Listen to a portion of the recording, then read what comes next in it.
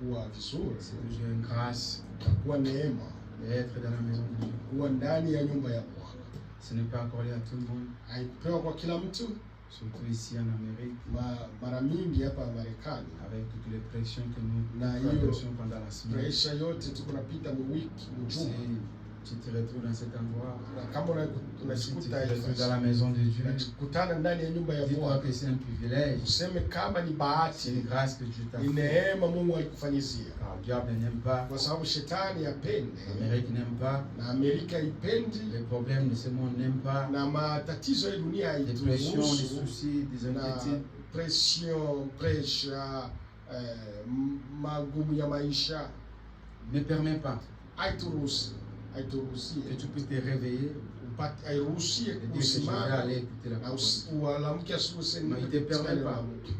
haikuruhusu, Il ne te permet pas parce qu'il sait que quand tu vas à la maison de Dieu, kwa sababu shetani anajua wakati unaenda tu kunyumba seras ya un Bwana homme qui est rempli de l'Esprit de Dieu. utakuwa mtu ambaye unajazwa na roho ya Que Mungu, tout ce qui brille, tu verras ça comme de vanité. na vile vitu vyote vya dunia utaona tu ni utapeli mtupu. Le diable veut toujours nous arracher dans son camp. Shetani anapenda kusukuma À kutukokota travers tout ce ngambo qui yake, brille, tout ce que nous voyons, tout ce que nous pensons, tuangalie vitu vile viko na ung'ara vya dunia tout ce que nous voulons avoir, na tupate vile tuko navyo qui nous mroho, amèneront nulle part, na vitatupeleka hata qui mfasi restera seulement sur cette na terre. vitabaki hapa duniani. Et le diable nous montre que Na si tu n'as shetani pas ça, tu anatuonyesha n'as pas kama une hauna bonne na vie. hivi, hauna maisha mazuri. Alors que quand tu viens dans la maison de Dieu et que Non. tu écoutes la parole de Na Dieu, wakati unakuwa nyumba ya Mungu nasikia la parole de Dieu te montre que neno la Mungu s'il linakuonyesha y a ya une kwamba chose que tu peux te battre pour avoir, kama kuko kitu ambacho unaweza c'est kupigania sauver upate, ton âme, ni être kuokoa baptisé du nafsi yako Saint-Esprit, na kubariki, avoir la kubatizwa na Roho parole de Dieu dans Mtakatifu ta vie na kuwa na neno la Mungu et maisha yako, avoir la vie na éternelle. upate uzima wa Le milele. diable nous dit qu'il n'y a pas la vie Lakini éternelle. shetani anakuambia hakuna uzima wa milele. La vie éternelle, c'est ici sur la terre. Uzima wa milele ni hapa La duniani. vie éternelle, c'est ce qui brille aujourd'hui. Uzima wa milele ni vitu La vie éternelle, c'est l'argent, c'est de maison, c'est de ni voiture. nyumba, ni pesa, ni gari, ndio uzima wa La vie milele. éternelle, c'est vivre Uzima wa béni milele et paisible sur cette terre. Ni kuishi katika furaha na maisha Laisse-moi te dire mazuri. cette matin, Acha nikwambie asubuhi ya la leo, parole de Dieu neno la Mungu ne faillit jamais. haishindwake kamwe. Comme Dieu a dit dans sa Sawa vile parole, Mungu alisema maneno yake, il y a une vie éternelle kuko uzima wa qui est milele réservée pour les enfants. ambayo inatayarishwa kwa ajili ya watoto Quel que wa soit le Mungu. temps des années que ça peut Hata prendre, miaka inaweza kuchukua, sache inaweza qu'un jour ça va kupita, s'accomplir. lakini ujue siku Car Dieu ne moja faillit itatimia. jamais dans sa Kwa sababu parole. Mungu ashindwake Les kamwe hommes maneno peuvent yake. faillir, Watu wanaweza les institutions kushindwa, peuvent faillir, hata serikali les gens inaweza peuvent kushindwa, passer, watu wanaweza mais la parole ne kupita, passe lakini jamais. neno la Mungu alipita Comme la kikao. parole ne passe Sasa jamais, vile neno la Mungu alipita, Dieu aussi ne faillit na jamais Mungu dans na sa yeye parole. ashindake Car au maneno commencement yake. c'était la Kwa parole, sababu mwanzo et à la kulikuwa fin ça neno, sera toujours la na mwisho parole. itabakia neno, Cette parole qui était au commencement, na ile neno ambayo ilikuwa c'est cette mwanzo, parole qui sera aussi à la na fin. hiyo neno itakuwa mpaka mwisho. Et importe les choses ou les Hata temps que tu vitu traverses dans ta muda vie, magumu kunapita maisha yako, sache qu'il y a un fin sur ujue cette terre. kama kuko mwisho hapa Tu duniani. dois te préparer Unapaswa dans l'alimenter à la kujitayarisha, parole. kujitayarisha Tu dois garder la foi na kuchunga imani, parce qu'il y a un fin. kwa sababu Comme mwisho, il y avait un début, sasa vile kulikuwa il y aura mwanzo, aussi une fin. utakuwa pia mwisho. Amen. Amen.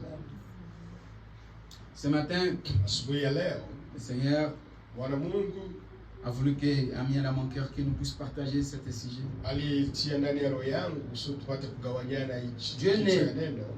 Dieu n'élève pas avant de traverser les épreuves. Mungu Dieu n'élève pas avant de traverser les épreuves. asimamake kabla hujapita kwenye jaribu. Dieu n'élève pas Mungu asimame avant de traverser mbele ya wewe kupita les épreuves. majaribu.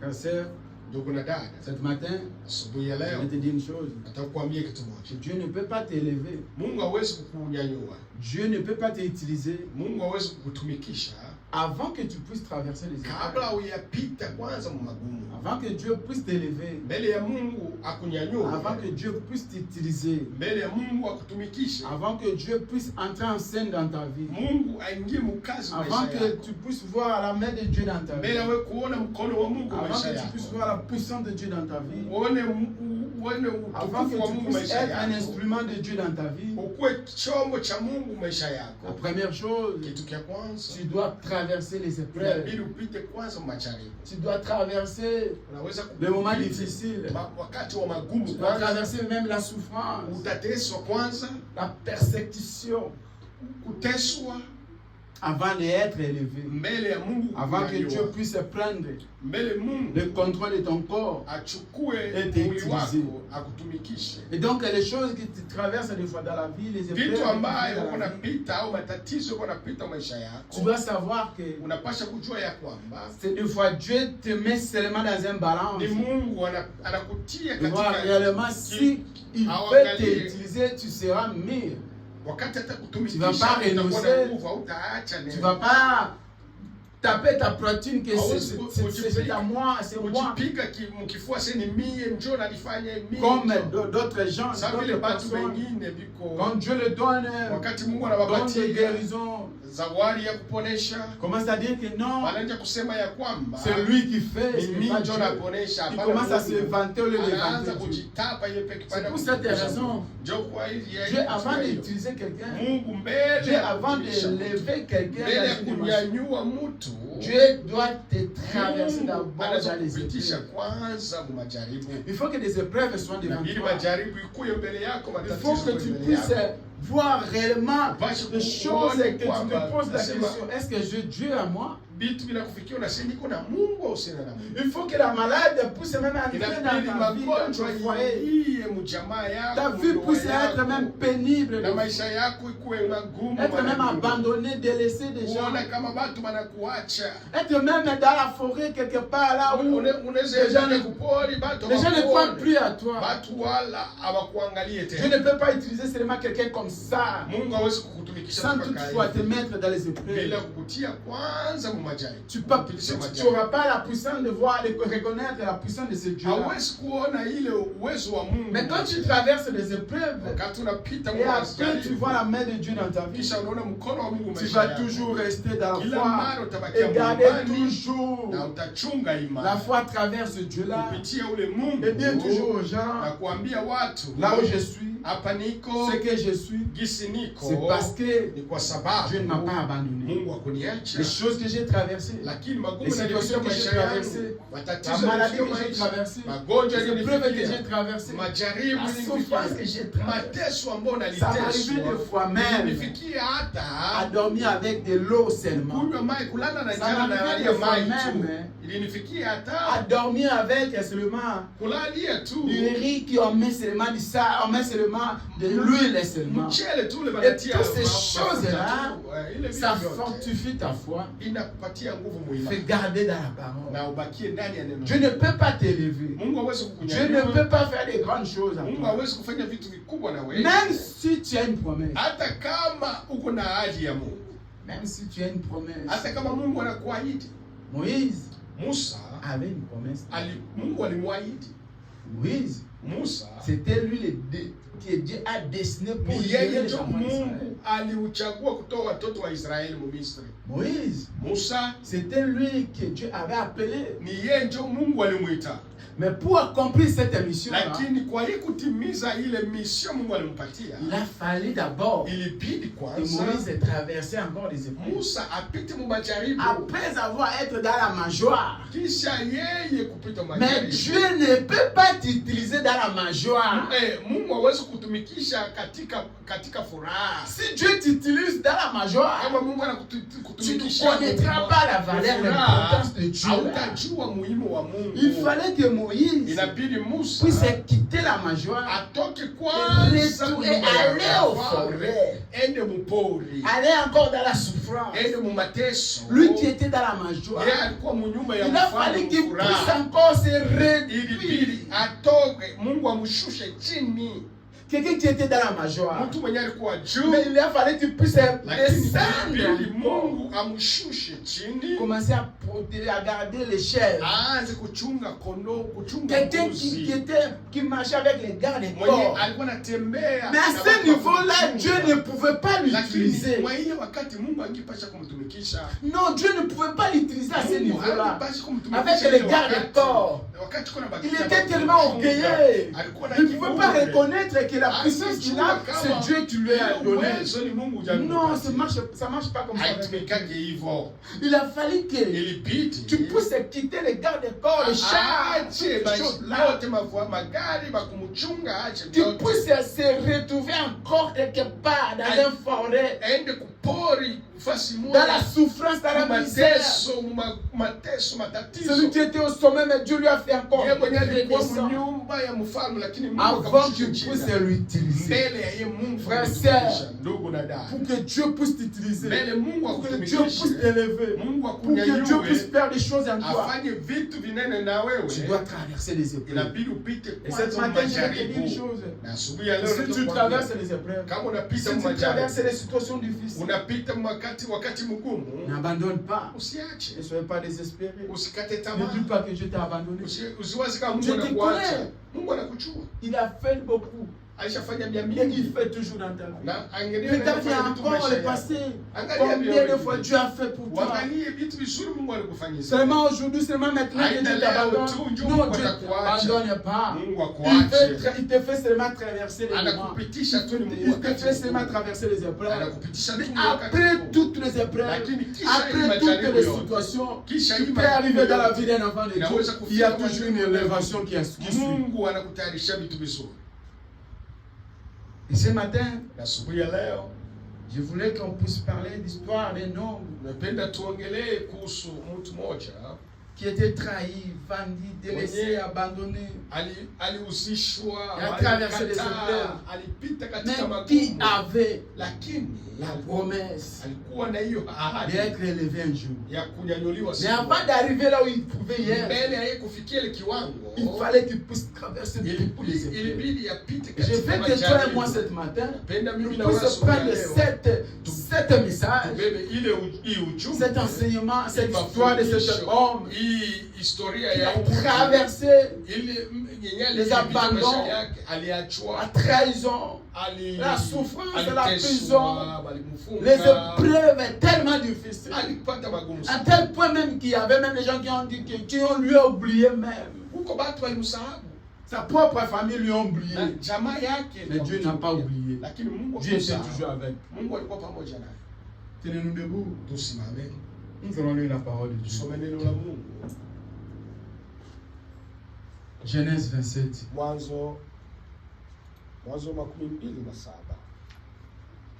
Genèse 27. Mwanzo 27. 18 Sura 18 jusqu'à 24.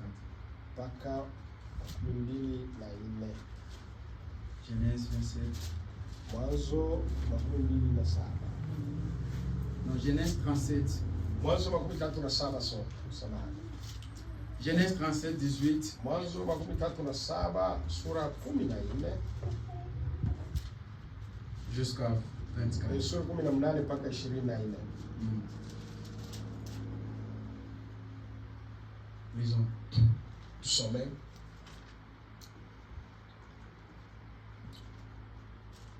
Il virait de loin, et avant qu'il fût près d'eux, ils comploteraient de les faire mourir. Ils se dirent l'un à l'autre, voici les faiseurs de songes qui arrivent. Verset 20. Venez maintenant, tuons-les et jetons-les dans une des citernes, et nous dirons qu'une bête féroce l'a dévoré, et nous verrons ce que deviendront ces songes. Verset 21. Rubin attendit cela, et il les délivra de leurs mains. Il dit, ne lui ôtons pas la vie. Rubin leur dit, ne répandez point de sang, jetez-les dans cette citerne, qui est au désert et ne mettez pas la main sur lui. Il avait des saints de la délivre de leurs mains pour les faire retourner vers son Père. Amen. Amen. Amen. Amen. Prions le Seigneur. Tuombe. Père Céleste, Baba Mungu, nous avons lu parce que nous étions à l'école, tunasoma kwa sababu tulienda shuleni. mais pour interpréter, Tafsiri nous demandons ton esprit. tunalomba roho yako. Que tu descendes, Seigneur, Ushuke Bwana, tu puisses interpréter ta parole. uwe peke utafsiri Ça neno va lako fortifier quelqu'un ici dans cette salle. na ufariji moja kati Nous yetu. prions dans le nom de Jésus. Tunaomba mchana la Bwana Yesu Kristo. Amen. Amen. Ici, Hapa nous venons de lire tunatoka kusoma l'histoire de Joseph. ni historia ya Yusufu. Joseph, Yusufu il est né dans une famille alizalika ndani ya jamaa avec ses frères. na bandugu yake, Mais Joseph, lakini Yusufu il avait une particularité dans sa vie. lakini alikuwa na kitu kenye kilikuwa peke yake. Il interprétait les songes. Alikuwa anatafsiri Il ndoto. était l'enfant aimé de sa famille, de son père et de sa mère. Alikuwa mtoto kipenzi wa baba yake na mama. Son père l'aimait tellement. Baba yake alikuwa anampenda sana. Il était l'enfant chéri Alikuwa mtoto mwenye kwa parce qu'il était la dernière kwa sababu alikuwa mtoto de sa famille. wa mwisho wa Et jamaa. Joseph avait une promesse. Na Yusufu alikuwa na ahadi. Joseph avait une vie, une bonne vie dans l'avenir. Alikuwa naishi maisha Joseph, mazuri il mbele avait yake. des choses que Dieu a mis dans sa vie sur cette terre. Alikuwa na kitu Mungu alitia. Joseph devait accomplir de grandes choses dans sa vie. Yusufu alipata. Dans le bas âge, il a déjà commencé à interpréter des songes. Wakati alikuwa mtoto kidogo Il y avait déjà des signaux de choses de Dieu Dieu dans sa vie. alama ya vitu vya Mungu maisha. Il y avait déjà des choses qui se montraient que Joseph va être élevé. Kulikuwa vitu vilikuwa vinaonekana kama Yusufu atakuwa. Mais à cause de cela, munene. Kwa ajili ya hiyo, sa famille propre, bandugu yake, ses jamaa frères, yake, bandugu yake, ils ont eu la jalousie. bakapata chuki, Ils ont commencé à haïr bakaanza kumchukia. les frères, Kumchukia mdogo yako, les cadets, mdogo à yako. cause de ce que Dieu a mis en Juu lui. ya ile zawadi Mungu Je vais te dire ce matin Takwambia que asubuhi ya s'il y a leo, des signaux, des choses de Dieu dans kama toi, kuko maalama ya Mungu maisha yako, sache que le monde ténèbre ne ujue permettra kama pas. shetani hawezi kufurahia. Même tes frères et sœurs, Hata bandugu yako, même tes voisins, ceux qui sont hata à côté, majirani biko pembeni ne yako, permettra pas ton élévation. abatapenda unyanyuliwe. Si Dieu a mis quelque chose en Kama toi, Mungu alitia kitu si ndani tu as une yako, étoile en toi, kama uko na si nyota tu ndani as, yako, si tu as l'esprit de Dieu en kama toi, uko na roho ya si Mungu tu as des ndani promesses yako, de Dieu dans ta vie, uko na malako ya Mungu ndani même yako, ta propre famille hata jamaa yako sera contre toi. Pourquoi seulement lui? haina wewe, Pourquoi seulement juu ya elle? nini yeye tu, juu ya yeye tu, Pourquoi seulement lui? juu ya nini ni yetu. Il veut montrer qu'il est plus Yeye que les anaonyesha autres. yeye ndio anapita wengine, La jalousie va entrer. na hilo chuki La haine itaingia, va entrer. chuki itaingia, Parce qu'à toi, kwa sababu ndani il y a yako l'étoile et il y a l'esprit de uko Dieu. roho ya Mungu, uko Dieu nyota. a mis quelque Mungu chose alitia kitu fulani qui ndani va yako, briller dans les jours à venir. itawaka masiku Dieu yanayokuja. te prépare pour l'élévation Iko quelque na part. kutayarisha juu ya kunyanyua, Mais sache que lakini ujue ya kwamba cela ne peut pas s'accomplir seulement facilement. haiwezi kutimilika tu Il faut hapo. d'abord que tu puisses traverser des moments Lakini difficiles. inabidi upite kwanza Il kwa faut que tu matatizo puisses magumu. traverser dans les moments très très Inabidi compliqués. upite mahali Il faut moya que tu puisses magumu. subir même la trahison. Watu wataanza kukuchukia hata. Il faut que tu puisses subir Inabidi upate même la stimulation de la mort. watu batapenda kukuua hata. Ça peut même t'amener à la mort. Banaweza kukuua hata. Parce que ce que tu as, Kwa sababu kile kinyoko, l'étoile que tu as, ile nyota Mungu ce alitia que Dieu a mis en toi, ile Mungu alitia le ndani monde yako. ténèbre, le diable, Na shetani ceux qui t'aiment pas, na batu bema fera tout pour étouffer ça. banapenda tu Mais je vais te batoshe dire une ili chose. bazimishe ile nyote kwa ndani yako. Lakini nataka kukuambia kitu Je kimoja. vais te dire une chose, Takwambia kitu kimoja.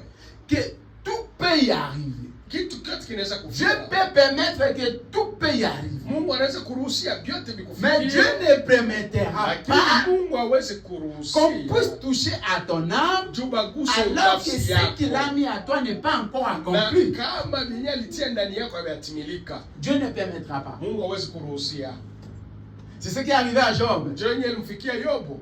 Alors que le diable a voulu aller tenter Job, Yobu shetani alienda kumjaribu. Job était tellement heureux dans sa vie. Yobu alikuwa na furaha maisha yake. Mais le diable a dit à Dieu Lakini shetani que alienda si kumwambia Job Mungu, te sert, kama Yobu kuna parce qu'il a une bonne maison, iko na nyumba mzuri, parce qu'il a une bonne foyer, kwa sababu iko na ndoa parce nzuri, qu'il y a l'argent dans la banque, kwa sababu iko na pesa, parce qu'il a la kwa recherche, sababu iko na parce utajiri, qu'il se réveille, il va au travail, tout va bien. anaenda kukazi, vyote C'est pour cela que tu vois Job t'élever, te glorifier tout le temps. Mais laisse-moi te dire, toi Dieu, angalia nikwambie Mungu, si maintenant kama leo hii si tu mets Job à l'épreuve là, unaniambia ni si mjaribu Yob, tu détruis Job là, unaharibisha tu vas utajiri voir wake, comment il va régner. utaona gisi atakukana, Tu vas voir comment Job va régner. atakukana, Il va oublier toutes les bienfaits que tu as fait. vizuri vyote vile umemfanyia. Et c'est seulement que moi je puisse aller lui tenter. Pime uniruhusie tu mie niende nikamjaribu. C'est diable qui a demandé à Ni Dieu shetani njo alienda kumuomba Mungu d'aller essayer. eni akapime Il a dit, akamjaribu, essayez seulement. kwenda kapime, Je vais aller frapper la sécheresse. Nitaenda Je vais kuleta frapper la ukiwa. souffle, la maladie. naenda Je vais kupeleka mettre la mort. magonjwa, kifo. Et Dieu a dit à Satan, Na Mungu alimuruhusia shetani, allez faire tout ce que tu veux. wende ukafanya vile unapenda, Mais lakini je t'interdis une seule chose. na sikuruhusie kitu moja, Touchez tout ce que tu veux. uguse kila kitu iko, Fais tout ce que tu veux faire. fanya vyote vile unapenda, Détruis tout ce que tu veux détruire. haribisha kila kitu, Mais ne touchez pas à son âme. lakini usiguse roho. Frère, sœur, laisse-moi te dire cette Ndugu na matin. dada, acha nikwambie asubuhi hapa, Personne ne peut toucher à ton âme si hakuna Dieu mtu n'a pas atagusa permis. nafsi yako kama Mungu hayaruhusia. Diable peut faire tout ce qu'il veut. Shetani anaweza kufanya vyote vile anaweza kufanya, Les ennemis peuvent faire tout ce qu'ils veulent. maadui yako wanaweza kufanya vyote wanaweza kufanya, Tes frères peuvent faire tout ce qu'ils veulent. ndugu yako wanaweza kufanya vyote vile wanapaswa kufanya, Mais lakini si tu es appelé kama Mungu alikuita à servir Dieu, umtumikie, si tu es appelé kama Mungu alikuita à accomplir une mission sur la terre, ufanye utimize kitu si fulani tu kwa es ajili ya Mungu, appelé kama Mungu à alikuita être élevé sur cette terre, akunyanyua hapa pa tu dunia, traverseras des épreuves, utapita mu mais majaribu, tu ne seras pas vaincu. lakini hapata Tu sortiras kushinda, toujours kila victorieux. mara utatoka Et tu mshindi vas accomplir na ce utatimiza que Dieu a mis à toi. ile yenye Mungu Joseph, alitaka. Yusufu ses frères, ils ont sorti avec ses frères. alienda na ndugu yake. Quand vous lisez les 7 versets de la Bible, Ukisoma hii Biblia, ils sont allés quelque part walienda fasi fulani à cause de l'interprétation des juu songes ya que hiyo Joseph ndoto faisait. zake analotaka na hiyo kutafsiri À ndoto. cause seulement de bonne vie que tu as, ma sœur, de la souris que tu as. Juu ya ile cheko tu kunayo dada yangu, Tu n'as pas de millions. hauna na pesa. Joseph n'avait pas de millions. Yusufu hakuwa na Mais pesa, Joseph avait seulement une bonne souris. alikuwa tu na Le genre, la famille le met, son père le met baba tellement. yake alikuwa anampenda À sana cause de ta souris juu seulement. ya kuile kucheka À kwake, cause d'être bien avec les autres. kuwa vizuri na wengine, Ils ont comploté contre toi. bakaenda kufanya Les mpango. frères de Joseph ont comploté Bandugu contre yake Joseph. bakaunga shauri juu ya Il dit on est fatigué de Anasema cela. si tunachoka Avec les interprétations de na ça. mandoto yake, Toute chose, c'est seulement lui. oni yetu C'est seulement ni lui. yetu, Nous sommes fatigués. tunachoka, Nous devons comprendre, nous devons faire quelque chose tufanye kitu fulani pour qu'il puisse disparaître. juu apotee Et nous, nous puissions rester en paix. na sisi tubakie mu Et amani. c'est là où que tout a commencé. Ndio yote ilianzia, Mais ce qu'ils ont oublié, lakini yote que walisahau. Joseph avait une étoile à Yusufu lui. alikuwa na nyota Mungu alitia Quand ndani. tu as l'esprit de Dieu en Wakati toi, uko na roho ya Mungu quand tu as ndani les yako, promesses de Dieu en uko na toi, malako ya Mungu ndani yako, il peut comploter contre toi. wanaweza kufanya shauri juu Il yako, peut chercher de te mettre à terre. penda bakuue bakutie Il chini, peut faire tout ce qu'il veut. anaweza kufanya Le vyovyote monde anapenda. peut se réunir. Dunia inaweza kuchangana Les démons de cette terre peuvent se na réunir. mademo ya dunia inaweza kuchangana, Si Dieu lakini Mungu n'a pas permis, haya kama harusi, il peut tout faire dans ta vie. wanaweza kufanya vyote mu maisha Il yako. peut toucher toutes tes économies. Wanaweza Il peut toucher même ton foyer. hata wanaweza kukugusa hata kundoa Il yako, peut toucher tout ton corps pour avec la maladie. mwili wako unaweza kuteswa na Il y a une magonjwa, chose qui ne peut pas toucher, ma soeur, mon kuna frère. kitu kimoja hawezi kugusa, C'est l'étoile qui est en toi. ni ile nyota. C'est Mungu l'esprit alitia de Dieu ndani qui est en ile toi. roho ya Mungu iko ndani Ça, yako. personne ne peut la Hiyo toucher. hakuna mtu anaweza kugusa. C'est lui qui peut la toucher. Yule mwenyewe atagusa C'est seulement le Seigneur Dieu ni du Mungu Mungu. peke yake. C'est seulement lui qui t'a créé. Et c'est lui qui a le pouvoir de détruire ce qu'il a créé. wa kuharibu kenye aliumba. Pas l'homme peut détruire ça. Hapana mtu anaweza Pas un esprit qui peut détruire ça. Hakuna hata pepo anaweza Pas même ta kuharibu. famille ne peut détruire Hata ça. jamaa yako haiwezi Si kuharibu. tu es appelé à servir Dieu, Kama Mungu alikuita mtumishi, personne ne peut t'étouffer. hakuna mtu mwenyewe anaweza Même kukurudisha. pas l'argent ou les richesses de Hata cette pesa, monde. hata vitu vya dunia. Et les frères de Joseph, Na bandugu ya Yusufu ils ont kaka yake, comploté contre Joseph. walifanya shauri juu ya Ils m'ont maintenant, asema hapa sasa aujourd'hui là, leo c'est la bonne occasion ndio wakati muda pour tunapata nous nzuri kwetu sisi de détruire, de les faire disparaître. tumuue. Et ils ont commencé à faire des projets, des Anaanza programmes. kuangalia Les réunions. Alors que Joseph n'était pas là avec eux. Yusufu hakuwa pamoja Qu'est-ce qu'on va faire maintenant? tutafanya je sasa? Nous devons maintenant Tunapaswa le kufanya tuer kumuua, et puis prendre son habit, tubebe nguo amener yake, ça chez son père tupeleke kwa baba yake, pour lui montrer qu'il est mort. tumuoneshe kama Mais il y avait un au milieu d'eux, kulikuwa mmoja un de leurs frères, mmoja ndugu qui yao s'appelait Ruben. waliitwa Rubeni. Ruben dit, Rubeni mais akasema pourquoi nous juu ya pouvons... nini tumuue? Ce n'était pas Ruben, Haikuwa mais c'était Rubeni. Dieu à travers Ilikuwa ni Ruben. Mungu ndani ya Rubeni. On peut comploter contre toi. Wanaweza kufanya shauri. Il y aura toujours quelqu'un qui viendra te souffler. Anakuja kukuambia Frère, ndugu, il faut faire attention. ufanye uangalisho. Sœur, il Dada, faut faire attention avec ufanye ça. angalisho na huyo. Qu'est-ce qui se passe? Non, je te dis, il faut faire Nasema attention. ufanye Ce n'est angalisho. pas cette personne-là qui vient de te dire. Haina wewe mtu jua Mais c'est Dieu qui a utilisé cette Lakini personne-là Mungu ndio anatukisha pour venir te prévenir. juu aya kuambia. Fais attention. Fanya angalisho. Tu vois ton voisin là. Unaona ule J'aime pas faire attention. Akupendaki Faut fanya être angalisho. prudent. Unafanya Ruben vient, il dit. Rubeni anakuja. Mais pourquoi nous voulons le tuer? Juu ya nini tunapenda kumuua? Si nous le tuons, qu'est-ce que nous allons gagner? Kama tunamuua tutapata nini? Moi, je préfère Lakini mimi qu'on nawaza puisse le hivi. vendre, qu'il Tumuuzishe. puisse partir. Ende Et nous, on prend cette monnaie là, l'argent là. tubebe makuta. Et cet argent peut nous servir. Nani makuta tutasaidia. Et c'est nous serons tranquilles dans notre conscience. Na tutakuwa kimya. Et ils ont dit, ah, ben c'est une bonne idée alors. Parce que si on le tue, on gagne rien. Mais si on le vend, lakini tukimuuzisha on peut avoir quelque tutapata chose. makuta. Et ils ont adopté cette idée-là. Na bakachagua ile mawazo ya Ruben. Et quand Joseph est revenu, Na wakati Yusufu il avait été ligoté et wakamfunga on l'a vendu Joseph. wakamuuzisha. Pour eux, Wabo ils pensaient que tout arrivait à la fin. banawaza vyote vinaishia pale.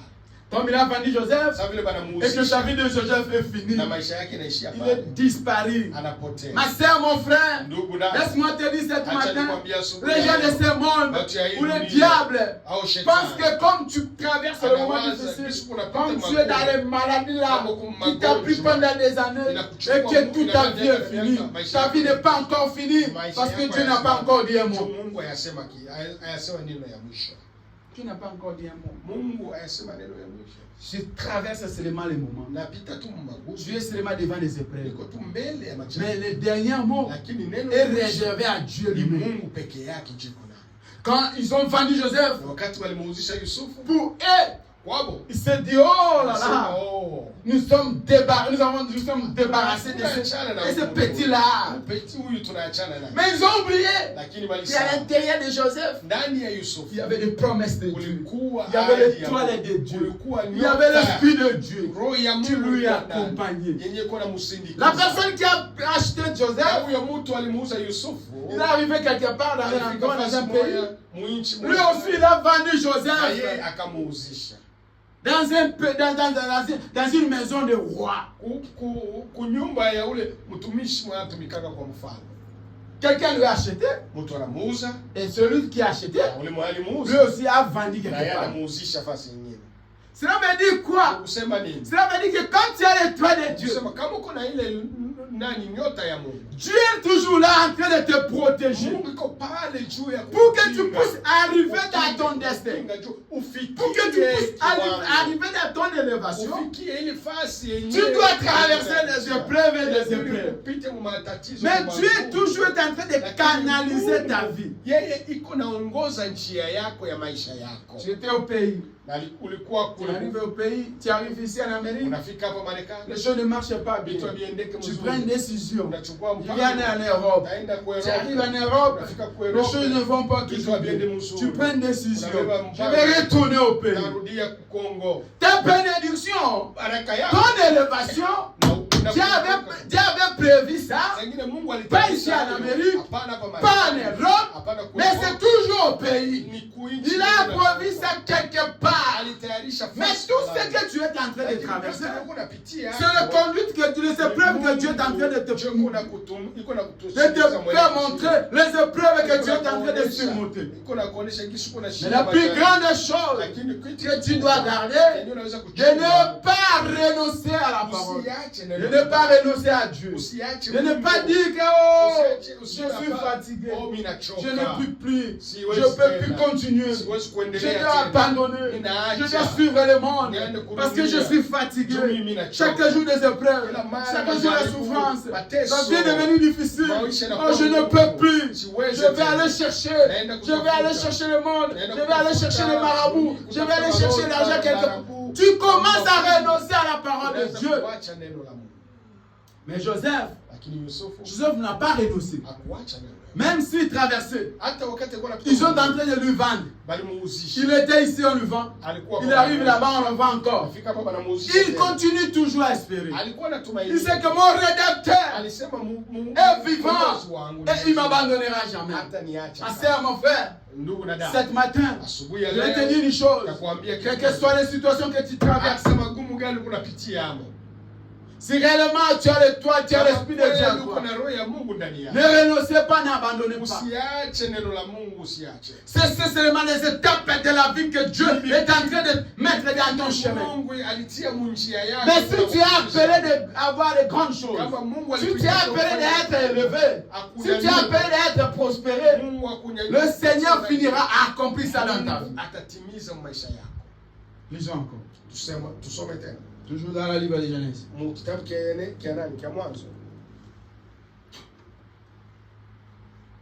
Toujours dans Genèse 37.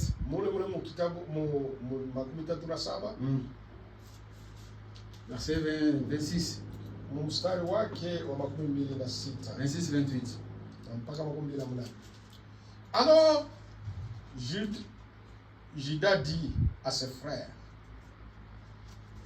que gagnerons-nous à tuer notre frère et à cacher son sang? Venez, vendons-le aux Islamites et ne mettons pas la main sur lui, car il est notre frère, notre cher. Ses frères l'écouteraient. Verset 28. Au passage des marchands madianites, ils tireraient et furent remonter Joseph hors de la citerne et ils vendiraient pour 20 siècles d'argent aux Islamites qui l'amèneraient en Égypte. Amen. Amen. Joseph était vendu avec l'argent que tu ne peux même pas acheter du pain. Selon la Bible, l'argent qu'ils ont vendu Joseph, c'était quelques pièces de monnaie. Et ces pièces de monnaie-là, ça pouvait servir à rien. Mais ils ont vendu Joseph. En oubliant qu'à l'intérieur de Joseph, il y avait la destin. En oubliant, à l'intérieur de Joseph, il y avait l'étoile de Dieu. La brillante étoile de Dieu, il était en Joseph. Et quand Joseph est venu, Joseph s'est retrouvé dans ce pays-là, dans l'Égypte. Et quand Joseph est arrivé à l'Égypte, Joseph était vendu encore à la maison de Potiphar. Un homme qui avait beaucoup d'argent. Un homme fort. Joseph est arrivé là-bas comme esclave, comme un travailleur. Ils ont changé même le nom de Joseph. Ils ont changé même son identité. Mais Joseph n'a jamais renoncé à Dieu. Si tu veux faire des grandes choses dans ta vie, tu dois traverser des épreuves. Dieu ne peut pas élever quelqu'un. Dieu ne peut pas monter sa puissance à un homme. sans toutefois traverser les épreuves. Shadrach, Meshach, Abednego, ils s'étaient appelés pour servir Dieu. Mais un jour, ils se retrouvaient coincés. Ils étaient désespérés. Personne ne pouvait l'aider. Mais c'était seulement une épreuve. Parce que si Shadrach et Meshach ne pouvaient pas passer dans cette épreuve, ils ne pouvaient pas aussi voir la quatrième personne qui était Dieu pour confirmer réellement que tel que nous sommes là, nous marchons avec Dieu. Il a fallu que cette épreuve puisse arriver et que la quatrième personne puisse être introduite au milieu d'eux. Et cela fait donner encore la foi à Shadrach et Meshach que tel que nous sommes là, nous ne marchons pas seuls. Nous ne sommes pas appelés à un homme, mais nous sommes appelés à Dieu. Et c'est que Dieu ne nous abandonnera pas. Ils n'ont pas renoncé, Shadrach et Meshach, devant la mort, devant l'épreuve, devant la souffrance, devant les difficultés. C'est pourquoi tu renonces devant les difficultés. Ce sont les étapes de la vie. La vie sans les épreuves, ce n'est pas une vie parce qu'il n'y a pas l'histoire. Toi, tu veux seulement que tout soit rose. Tu veux seulement que tout soit bien.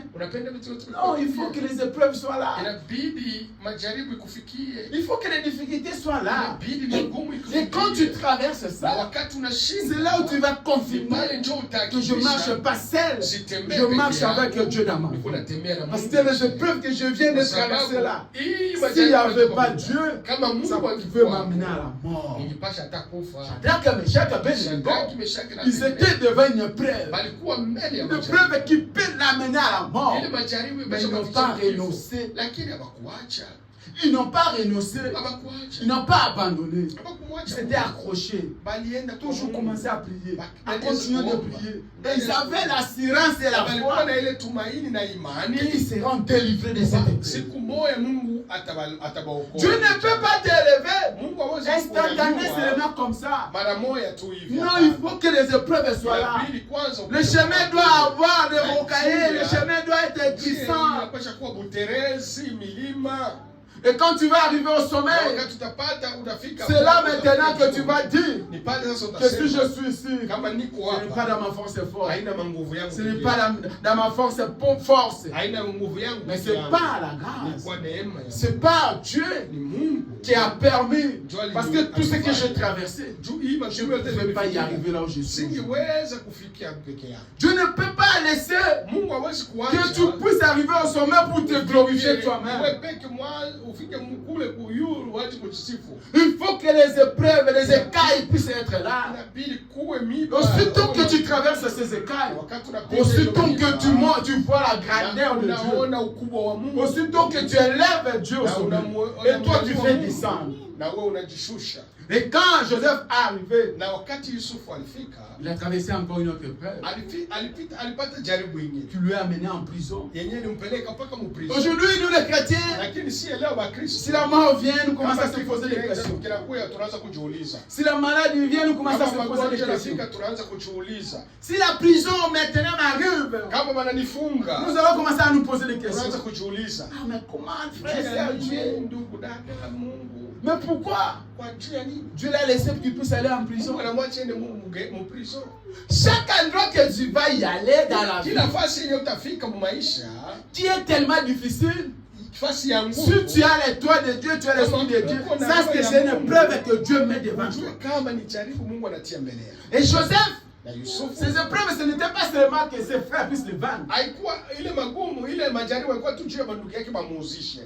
Avant que ses frères puissent, après que les frères puissent le vendre, les épreuves continuent à suivre Joseph. Frère, laisse-moi te dire une chose. Ce n'est pas parce que tu as quitté l'Amérique et que tu vas en Europe et que les épreuves ne peuvent plus te suivre. Non. Il y a des épreuves partout. Il y a la difficulté partout. De la même façon qu'il y a la difficulté ici en Amérique, là où tu es. Hapa Amerika. De la même façon, il y a ceux qui ont dans l'Afrique qui cherchent le visa pour venir ici en Amérique. Beko kwa Afrika kwa tafuta visa bakuya hapa kwa Amerika. Il fait des jeûnes de prière. Banafunga maombi. Il pleure. Banalia. Il supplie Dieu. Banasimu. Seigneur, ouvre-moi un chemin. Mungu Ouvre-moi une nifungulie brèche. njia, unifungulie njia. Donne-moi un visa. Unipatie nipate visa. Pour qu'il puisse venir ici. Njoo nikuya. Ici, il pense qu'il est à l'Eldorado. Anajua huku ni maisha iko mazuri. Mais toi qui es ici, Lakini na wewe uko. tu sens la souffrance, tu sens la douleur. Unasikia maisha Et tu magumu. te dis non, non, non, non, je ne peux plus. Unasema siwezi tena. Je ne peux plus. Siwezi. Je dois aller en Europe. Natakwenda kwa. Parce que la souffrance ici, la misère, Hapa Marekani. les épreuves sont tellement douloureuses. Laisse-moi te dire une chose. Acha nikwambie. Que les épreuves Ile ne majaribu. vont pas s'arrêter parce que tu as changé de ville. Parce que tu as changé du pays. Quand Joseph, il a commencé d'abord à être trahi à travers ses propres frères. Bandugu yake peke yake balimsaliti. Quelle épreuve. Ilikuwa ni majaribu gani? Quelle douleur. Ilikuwa ni magumu gani? Et Joseph, il est allé d'une autre ville. Na alienda mwinchi. Mais les épreuves ne s'étaient pas arrêtées. Lakini majaribu Les contraires, les épreuves sont augmentées encore. Iliendelea. Parce que Joseph, quand il était avec ses frères, il n'a n'a jamais été en prison. La prison, c'est l'endroit le plus difficile de la vie d'un homme. Être en prison, on te prive la liberté. Mais c'est à travers dans la prison que Dieu a commencé à opérer encore. C'est dans la prison que Dieu a commencé à se manifester encore. C'est dans les déserts que Dieu fait multiplier de l'eau pour les enfants d'Israël. Il n'y a pas d'impossible à Dieu.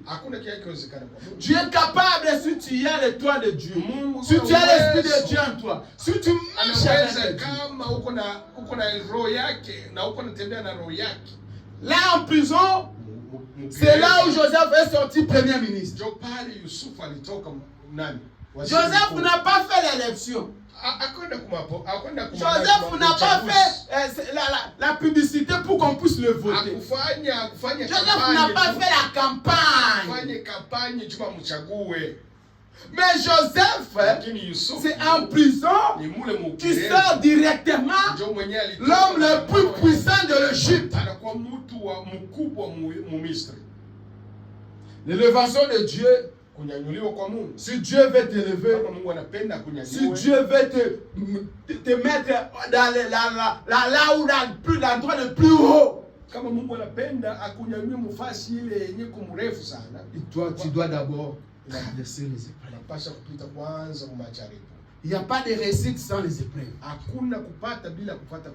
Il faut que les épreuves puissent être là. Et qu'après les réussites, tu vas suivre. Parce que quand tu as la réussite, après les épreuves, tu seras toujours reconnaissant. Tu seras toujours obéissant à la parole de Dieu. Tu vas toujours respecter la parole de Dieu. Et Joseph arrivait dans la maison de Potiphar. La femme de Potiphar a cherché des problèmes avec Joseph. Est-ce que toi tu as déjà traversé les épreuves? Est-ce que toi tu as déjà eu des tentations? Est-ce que toi tu as déjà eu des épreuves dures dans ta vie? Des petites choses que nous avons ici. Des petites épreuves. Parce que la Bible dit Dieu donne l'épreuve à chacun selon sa foi. Les petites épreuves que nous raconterons dans nos vies. Les sœurs n'arrivent pas à gérer ça, n'arrivent pas à maîtriser ça. Quand ça te frappe, tu es devenu ballotté. À combien plus fort? Toi qu'on a vendu, on a plus vendu encore dans notre maison. Et tu arrives dans cette maison là, ton patron te cherche encore des problèmes. La femme de Potiphar commence à envier Joseph parce que Joseph c'était un bon garçon. Il était élégant. Il était, quand tu le regardes, tu sens, il dégage vraiment. Beauté, il était élégant. Tu sens vraiment un homme géant, élégant, qui a la sagesse, qui a la façon de vivre, qui a la manière de vivre. Et toutes ces choses-là ont attiré la femme de Potiphar. La femme de Potiphar a tombé amoureuse de Joseph, alors que Joseph, à l'intérieur de Joseph, il y avait Dieu, il y avait la parole. Peu importe tout ce qui Joseph traversait. Mais Joseph ne pouvait pas renoncer à la parole. Je vais te dire ce matin, mon frère. Je ne sais pas ce que tu traverses. Je ne sais pas ce qui va arriver dans ta vie. Laisse-moi te dire seulement une chose. Ne renoncez pas à la parole de Dieu. N'abandonnez pas la parole. Parce qu'il n'y a que la parole qui va te soutenir et qui va te mener au sommet si tu as la promesse. Parce qu'être au sommet, ce n'est pas aussi donné à tout le monde. Pour que tu puisses être au sommet, la chose c'est que tu dois, d'abord tu dois naître avec une promesse de Dieu. Moïse était né avec une promesse. Et il était dans les mangeoires. Dans la mangeoire. Comme Joseph aussi était dans la mangeoire, dans la maison de Potiphar. Mais Moïse a quitté la mangeoire pour aller encore dans les forêts. Pour rencontrer Dieu, pour venir accomplir sa mission. Et Joseph a quitté la mangeoire pour aller dans la prison. Pour sortir premier ministre, pour accomplir la mission que Dieu a mise dans sa vie. Et donc, on est d'abord avec quelque chose. Ces deux personnalités, ils sont nés avec quelque chose, avec des promesses de Dieu. Et comme ils sont nés avec les promesses, avec l'onction ou avec l'étoile de Dieu, le diable voulait détruire ça dans le chemin. Et comment le diable peut détruire? Il va venir avec des épreuves. Et quand des épreuves sont devant toi, tu commences à renoncer. C'est là où le diable t'attrape. Ne renoncez pas, ma soeur. Il faut tenir bon. Parce que les épreuves viendront toujours. Sera toujours là. Les épreuves, elles laisseront ta vie. Jusqu'à ce que ton âme quittera cette terre. Mais aussi longtemps que nous vivons, aussi longtemps que nous sommes sur cette terre qui est pourrie, qui est détruite, que le diable est en train de contrôler à 99%. Nous devons savoir, nous les enfants de Dieu, nous les chrétiens, nous qui vont suivre Dieu, nous qui s'appellent être le disciple de Dieu.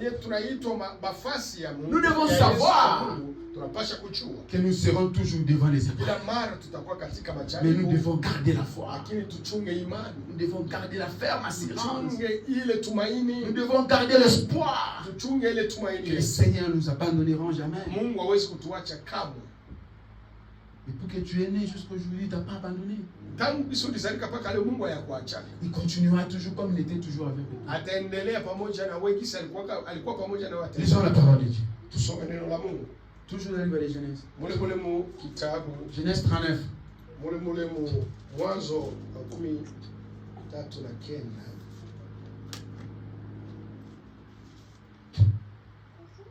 Genèse 39, 18, 19.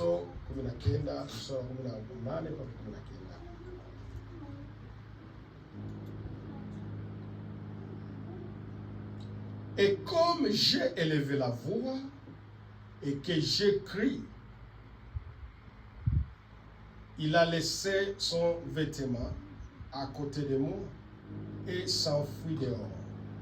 Après avoir entendu les paroles de sa femme qui lui disent,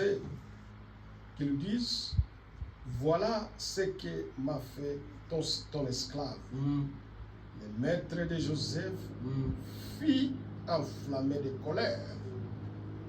Verset 20. Verset 20. Il prit Joseph et le mit dans la prison, dans le lieu où les prisonniers du roi étaient enfermés. Il fit là en prison. Amen. Joseph s'est vendu. En arrivant là-bas, là où il s'attendait à être quand même tranquille, et le diable le suit toujours. Et la femme de Potiphar crée une situation pour dire à Potiphar. Ce n'était pas la femme de Potiphar, mais c'était le diable à travers la femme de Potiphar. Et ce n'était pas le diable, mais il fallait que ça puisse être comme ça. Quand tout arrive dans ta vie, Dieu permet que ça puisse arriver. Tout concourt au bien de ceux qui aiment le Seigneur. Ma soeur, mon frère, tout ce qui t'arrive, le Seigneur avait prévu. Joseph ne savait rien. Mais tout ce qui est arrivé dans sa vie a été prévu du Seigneur Jésus-Christ. Dieu avait prévu l'histoire, la contournage, ou le chemin. C'est Dieu Tout-Puissant avait prévu. Ce n'était pas la femme de Potiphar. Il fallait que Dieu puisse utiliser encore la femme de Potiphar. Ce n'était pas le diable qui est venu tenter Job. Mais c'est Dieu qui a permis que le diable puisse aller tenter Job. Tout concourt au bien de ceux qui aiment le Seigneur. Tout ce qui t'arrive, si tu te reproches de rien de Dieu, sache que c'est Dieu qui permet que ça puisse t'arriver. Même la maladie que tu traverses, même les épreuves que tu as, même le manquement que tu as, même la souffrance que tu as, même tout ce qui t'arrive. Alors que toi tu multiplies les efforts pour être tranquille dans ta vie, pour avoir l'équilibre, pour vivre et survivre. Mais il y a des choses qui te suivent. Laisse-moi te dire cette matin que c'est Dieu qui permet que ça puisse arriver. Toi tu continues seulement à prier.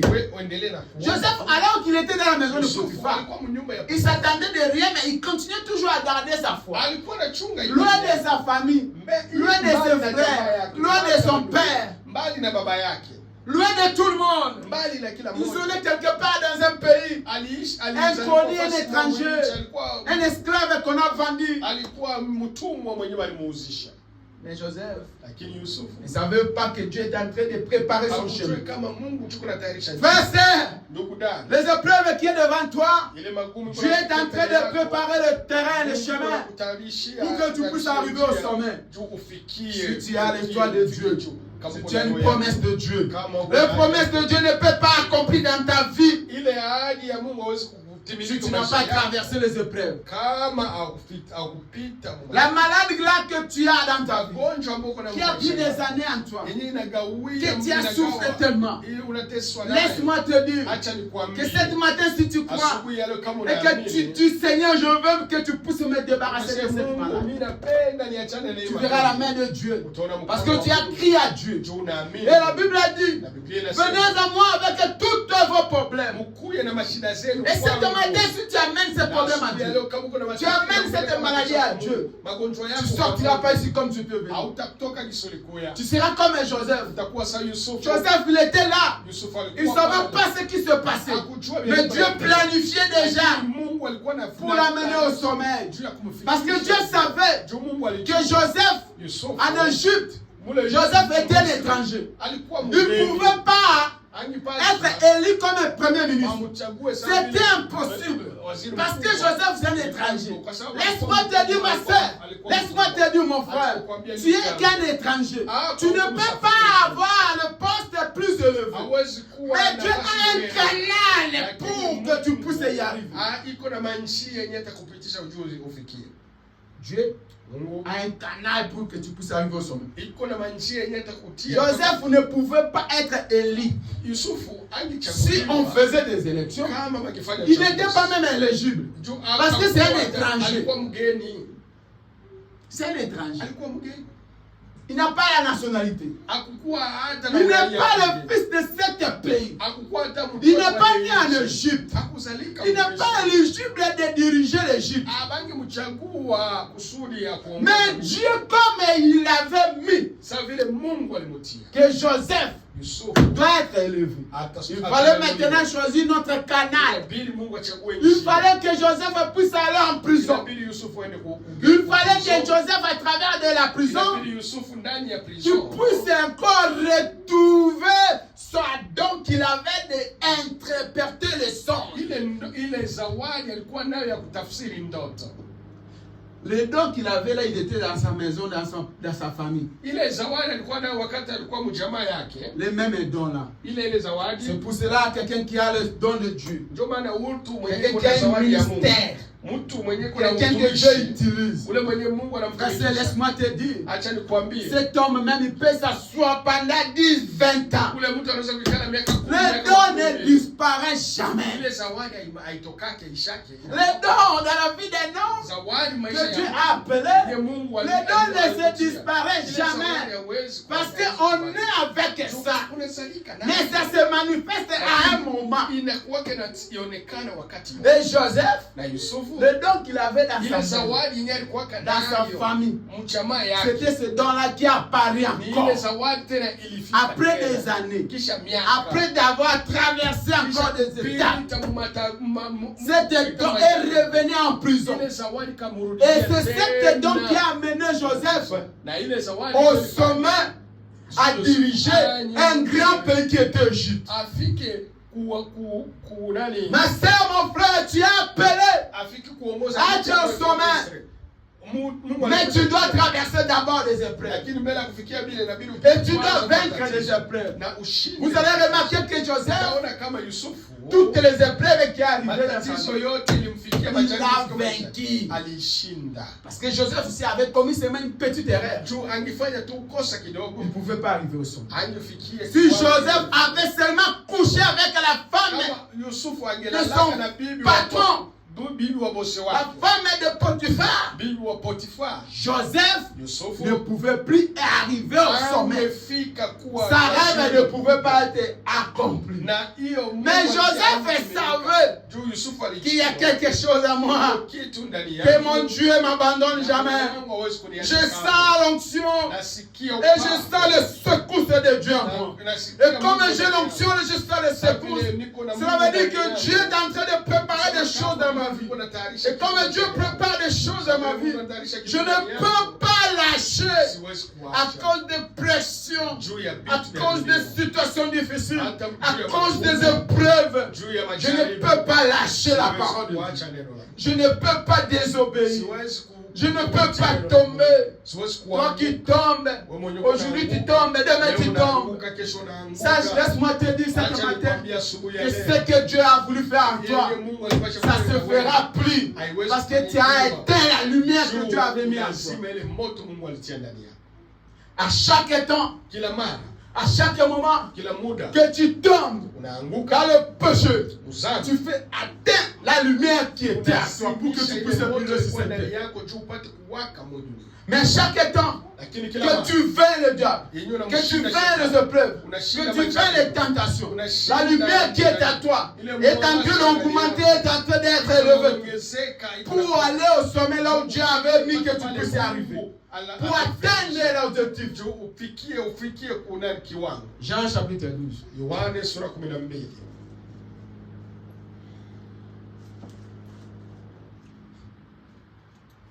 Jean chapitre 12. Verset 14.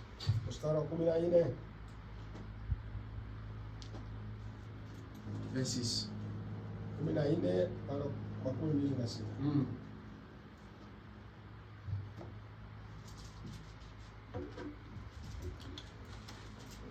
Jésus trouva un anneau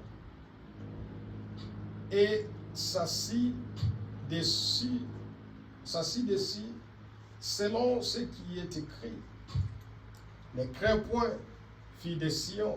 Alléluia. Voici ton roi vient, Amen. assis sur les petits d'une ânesse. Yes.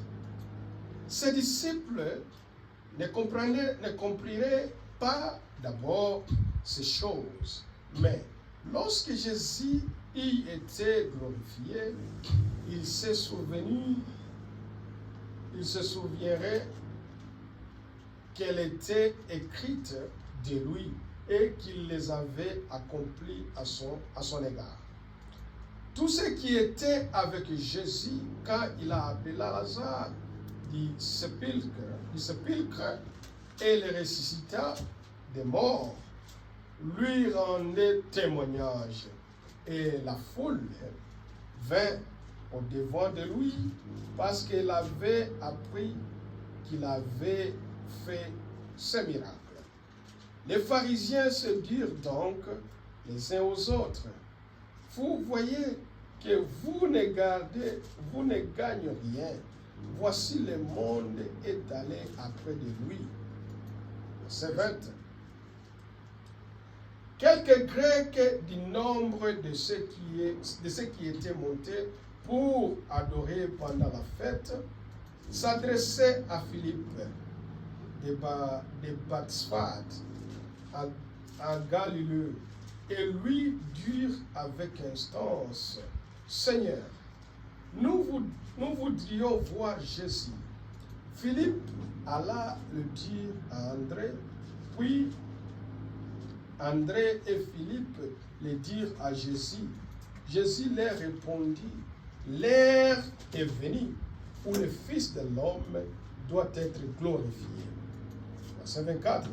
En vérité, je vous l'ai dit, si le grain de blé qui est tombé en terre ne meurt, il reste seul. Mais si il meurt, il porte beaucoup de fruits. Amen. Amen. Amen. Si un grain meurt, kama mbegu moja inaanguka inakufa, quand il va sortir, wakati itatoka il apporte beaucoup de fruits. inaleta matunda mengi. Et la parole dit encore: Na neno lasema ne crains rien, le petit. usiogope kitu. Frère, je vais te dire cette matin. Kidogo dada na pendo. Ne crains rien, le Seigneur est avec toi. Usiogope kitu, Mungu. C'est le Seigneur qui a voulu. Ni Mungu tu Il t'a amené là où tu es. Alikufikisha Et ce kisu. Dieu-là, si tu lui fais confiance, il est avec toi. Iko pamoja Quand nawe. les grains tombent Wakati et que ces grains-là meurent, kale kameu kanaoza, après avoir mouru, kisha kuoza, quand ça va être ressuscité, wakati ça kanaoza, va porter des fruits. katazaa, Et c'est un fruit qui va apporter, ça va donner la vie. italeta uzima. Je vais te dire, mon frère, mes sœurs, Nakwambia ndugu dada yangu, qu'il n'y a pas une réussite sans les épreuves. hakuna kufanyikiwa bila kupita majaribu kwanza. Il n'y a pas de succès Hauwezi sans kufanikiwa les sacrifices. bila kujitoa. Les sacrifices que tu fais aujourd'hui, Kujitoa kisu ce sont les épreuves que tu traverses. Njoo ili Mais pour que ça puisse être accompli, waye kutimilika, tu dois supporter. inabidi Et tu kwanza dois confier kuvumilia. toujours à Dieu. Na umpatie Tu dois Mungu avoir maisha toujours yako. l'espoir. Na umtumainie. La parole dit: ne crains rien, les petits troupeaux. Biblia inasema moyo magundi kidogo. Moi, je vais te dire ce matin, mon frère, ma soeur, ne crains rien, ma soeur. Ndugu dada yangu, C'est seulement les étapes de la vie. kipindi Il faut que les épreuves viennent pour que la puissance de la main de Dieu puisse se manifester. majaribu kufikie juu uone mkono wa Mungu. Si l'épreuve ne vient pas, la main de Dieu, la puissance de Dieu ne se manifestera pas. Utaona mkono wa Mungu. Ne crains rien. Usiogope. Dieu est avec toi. Mungu yuko pamoja nawe. Il t'a amené ici. Alikuleta hapa. Il t'a protégé Anakukinga. jusqu'à aujourd'hui. Mpaka Ce leo. n'est pas maintenant qu'il va Haiko t'abandonner. leo ndio atakuacha. Mais il faut que les épreuves viennent. Inabidi matatizo. Après les épreuves, Kisha majaribu. comme on dit toujours dans une adage, Huko tu kisha après la pluie, c'est le bon temps. Kisha mvua ni muda mzuri. Après les épreuves, Kisha majaribu. c'est maintenant le moment de Ni récolter. wakati sasa utaanza kuvuna. C'est maintenant le moment de réjouir. Ni wakati utaanza kufurahi. Il n'y a pas une réussite sans les épreuves. Hautafanyikiwa. Il n'y a pas une réussite sans le sacrifice. Hakuna kufanyikiwa bila kujitoa. Pourquoi tu veux seulement avoir réussi sans que tu vas traverser les épreuves? Joseph, il fallait qu'il puisse traverser les épreuves pour arriver au sommet. Parce que Joseph, il n'était pas traversé des épreuves, il ne pouvait pas arriver au sommet. Parce qu'il n'était rien en Égypte. Il était inconnu, personne ne le connaissait en Égypte. Mais à cause de la prison, il avait toujours la lumière. Il avait toujours l'esprit de Dieu en lui. Il y avait une promesse qu'à travers toi, Joseph, je vais sauver, ou je vais élever, ou je vais donner la nourriture, je vais faire quelque chose, parce que Joseph avait cette promesse de Dieu. Si c'était seulement à cause des élections, Joseph ne pouvait pas être élu. Personne ne connaissait Joseph en Égypte. Qui te connaît ici en Amérique? Personne ne te connaît. Mais comme tu as la lumière de Dieu, comme il y a l'étoile de Dieu en toi, tu vas y arriver. Tu vas accomplir.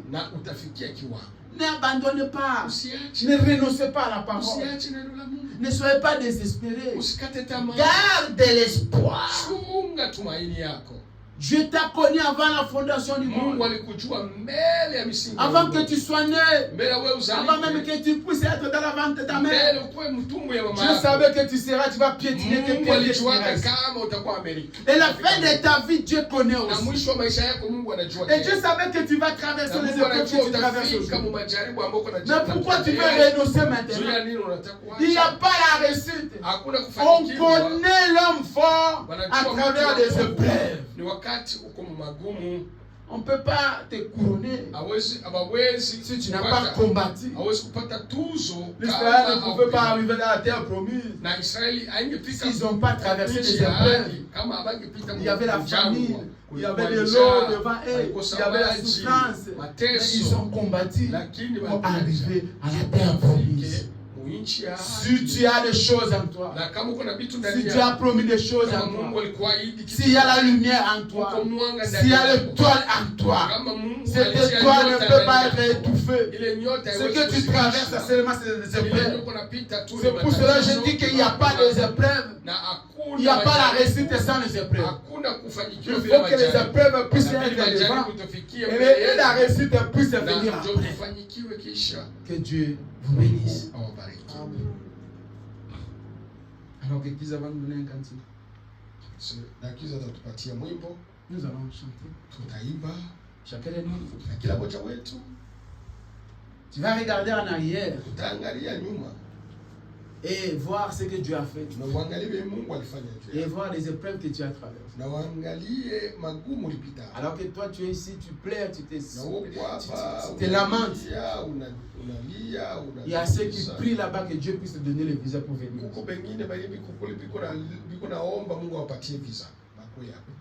Alors que toi tu souffres ici. Il y a ceux qui pensent que s'il arrive ici, il est dans l'éternité. Et donc, ce que Dieu a mis en toi, personne ne peut l'étouffer. Personne n'a étouffé l'élévation de Joseph. Quel que soit ce qu'il a traversé, il est arrivé toujours à accomplir. Mais Joseph ne peut pas arriver là sans rester constant à la parole de Dieu, sans garder l'esprit de Dieu. Il n'a jamais renoncé. Ne renoncez pas, mais gardez la foi. Dieu sait ce qu'il va faire pour vous. Les épreuves sera avec nous jusqu'à la fin de notre vie. Mais Dieu nous sortira toujours de victoire.